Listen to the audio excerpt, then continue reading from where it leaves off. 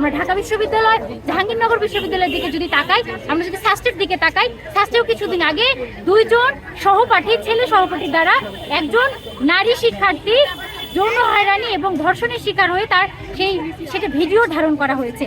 Eden কলেজকে এমন কোনো সিদ্ধান্ত না নেওয়া যেটা বাংলাদেশের নারীদের উচ্চশিক্ষার পথে সংকুচিত করে, যে আমাদের ইডেন আমাদেরই থাকুক, এখানে আমরা কোনো কম্বাইন্ড স্টাডি চাই না।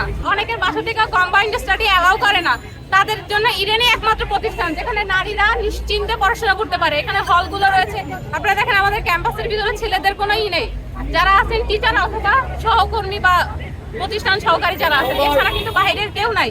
তো এই দিকটা দেখতে গেলে যদি এই এতগুলো নারী এরা কোথায় পড়বে? সবার কি বাবা মা সামর্থ্য আছে প্রাইভেটে পড়াবে? এরা কোথায় যাবে? 5,000 না ভার্সিটিতে চলে গেল, বাকি যে 25,000 এরা কোথায় যাবে? প্রশাসনের কাছে প্রশ্ন যে এরা কোথায় যাবে, এদের কি হবে? যাদের বাসা থেকে কম্বাইন্ড স্টাডি অ্যালাউ করে না, অনেকের বিয়ে হয়ে গেছে, ম্যারিড, তো তাদের ক্ষেত্রে অনেকে দেখেছে হলে থেকে পড়াশোনা করতেছে, অনেকে বেবি আছে, ফ্যামিলি থেকে অ্যালাউ করে না, তারা এখানে পড়তেছে। তারা যদি এখানে না পায়, কম্বাইন্ডে অনেকে পড়তেছে। অলরেডি বাংলাদেশে এরকম একটা চলতেছে, যেখানে নারীরা পড়াশোনার সুযোগই পাচ্ছে না।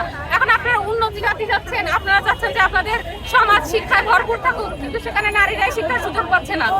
তাহলে এরকম সমাজে আপনারা কি করবেন? আপনারা চাচ্ছেন আপনাদের দেশ ডেভেলপমেন্ট করুক, কিন্তু আপনাদের যে বড় একটা অংশ পিছিয়ে যাচ্ছে, সেটা কি কারো নজরে পড়ছে না? তো আমরা এই জন্য চাই যে আমাদের ইডেন আমাদেরই থাকুক, এখানে আমরা কোনো কম্বাইন্ড স্টাডি চাই না।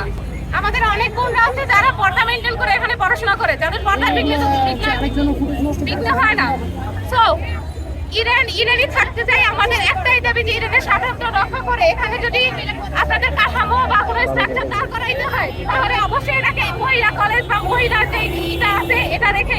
আমাদের আশঙ্কার জায়গা শুধু পর্দাশীল নারীদের নিয়ে নয়, আমরা পর্দা থেকে তো নিজেদেরকে নিরাপদ মনে করি, কিন্তু আমাদের নিজেদের থেকে বড় চিন্তাধারা পর্দার বাইরে ঘোরাফেরা করে। যারা এখানে স্বাচ্ছন্দ্যে ঘোরাফেরা করতে পারছে, তারা পর্দার বাইরে থেকে আর স্বাচ্ছন্দ্যে ঘোরাফেরা করতে পারবে না।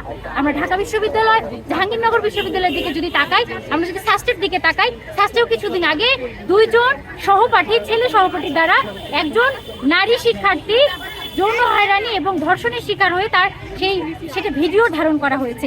আমাদের ইডেনে কি কখনো আপনারা এরকম কোনো ঘটনা শুনেছেন? কখনোই নয়, কারণ এটা ইডেনের ঐতিহ্য, এটা ইডেনের স্বাতন্ত্রতা, আর এই স্বাতন্ত্র্যটা রক্ষায় আজকে আমাদের মানববন্ধন কর্মসূচি। ইডেন কলেজকে এমন কোনো সিদ্ধান্ত না নেওয়া যেটা বাংলাদেশের নারীদের উচ্চশিক্ষার পথে সংকুচিত করে।